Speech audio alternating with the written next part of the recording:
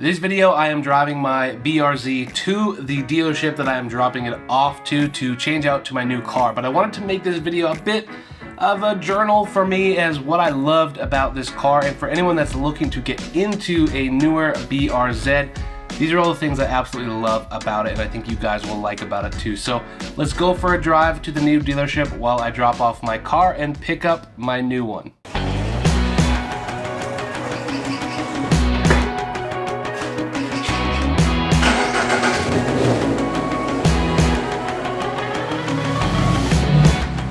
In this video, I am actually on my way to pick up my new car. I do have to get rid of this car for some practical reasons, but I am a driving enthusiast, so I want a car that can still give me that fun factor, but be a little bit more practical. This car, as an affordable sports car for your average guy or gal, it's absolutely phenomenal in its enthusiast driving experience. Quite literally, the only reason that I am looking to sell this vehicle is the lack of practicality when it comes to being a 32-year-old male with a fiance, 2 dogs, lots of friends that we like to travel and hang out with. And there's been a ton of times where this car just doesn't cut it, and we've had to find other ways to get places, put stuff in the back of other vehicles. And so I'm just in a season of life where this car just doesn't fit my season. But I do want to talk to you guys about everything that I've loved about this vehicle, and then the vehicle that we're going to look at and why I chose that one. It might be educational for those of you that are aspiring to get into a affordable sports car, and maybe some of the things that you should be looking out for as you get into your next vehicle. Now, this car is gosh darn near perfect as a driver's car. The manual shifting, the way that the steering feels is absolutely phenomenal. I love that this car is naturally aspirated, so every input that you guys do on the throttle, it translates immediately, perfectly. And though it may not be the fastest car, what I noticed about owning this car for a year and a half is you really can drive it at 80%, 90%, really throw it into corners, accelerate off of lights. The daily driving experience is really quite nice, and you can really push this thing to its like full potential, not obviously tracking it, but you can enjoy driving this every single day on your way to work or around the corners or whatever it is. That has made this car an absolute joy to own. So over the course of my ownership of this car, I've had it for a year and a half, and we have driven it a total of 37,635 kilometers. And I can tell you that this car is actually incredibly comfortable. I've driven it down to Texas with my dad. We're both older and got bad backs, and it wasn't a problem at all.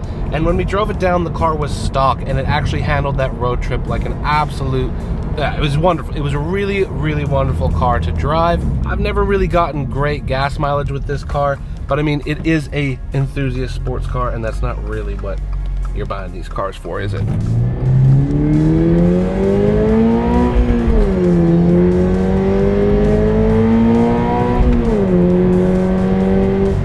Not fast, but responsive. Ton of fun. Where this car really thrives is in the corners. Now, I have done a few upgrades to this car, and it's a part of the reason why I'm gonna miss it. First, you can probably hear the exhaust. I did a Faction Fab exhaust right out of the gate when I got this thing, and I absolutely love how it sounds. It's nice and deep.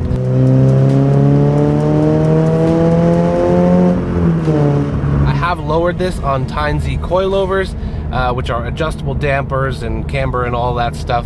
But I've set it at a pretty reasonable point. I'm not looking to slam my car or do anything crazy, so I found those have been a ton of fun. But the biggest upgrade I did was my 1552 Apex wheels, wrapped with two 3540 R18 Michelin Pilot Sport 4S's. Now, the 4S's do come stock on the car, but they're 215. So I got a substantially wider, not substantially wider, but wider tires. And that gives me a lot more confidence when I'm going around those tight corners, that I've got a bit more meat and a bit more grip on those corners, which makes this car really, really fun. We're coming up to one of my favorite massive roundabout corners here just outside of Calgary. And I'm gonna try and take this, let's get going as quick as we can. I think one of my records going around this is around 100K on exit. Let's see if we can get there. Fairly forgiving corner. Starting in third gear, we're at 60 kilometers per hour. We've got quite a bit of traffic coming out, but let's see how hopefully we can get going.